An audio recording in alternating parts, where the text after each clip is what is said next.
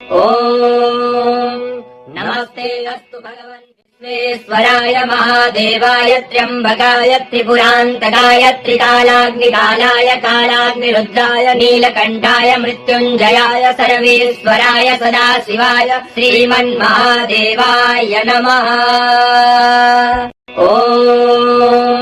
नमस्ते अस्तु भगवन् विश्वेश्वराय महादेवाय त्र्यम्बकाय त्रिपुरान्तकाय त्रिकालाग्निकालाय कालाग्निरुद्राय नीलकण्ठाय मृत्युञ्जयाय सर्वेश्वराय सदाशिवाय श्रीमन्महादेवाय नमः।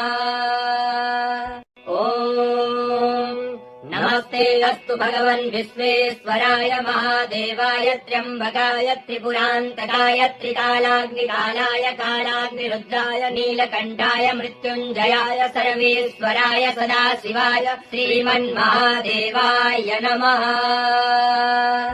ॐ नमस्ते अस्तु भगवन् विश्वेश्वराय महादेवाय त्र्यम्बकाय त्रिपुरान्तकाय त्रिकालाग्निकालाय कालाग्निरुद्राय नीलकण्ठाय मृत्युञ्जयाय सर्वेश्वराय सदाशिवाय श्रीमन्महादेवाय नमः।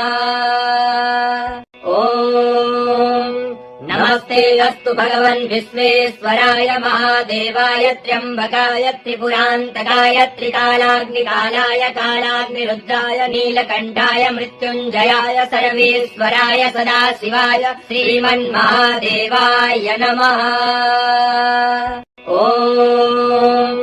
नमस्ते अस्तु भगवन् विश्वेश्वराय महादेवाय त्र्यम्बकाय त्रिपुरान्तकाय त्रिकालाग्निकालाय कालाग्निरुद्राय नीलकण्ठाय मृत्युञ्जयाय सर्वेश्वराय सदाशिवाय श्रीमन्महादेवाय नमः। ॐ नमस्ते अस्तु भगवन् विश्वेश्वराय महादेवाय त्र्यम्बकाय त्रिपुरान्तकाय त्रिकालाग्निकालाय कालाग्निरुद्राय नीलकण्ठाय मृत्युञ्जयाय सर्वेश्वराय सदाशिवाय श्रीमन्महादेवाय नमः।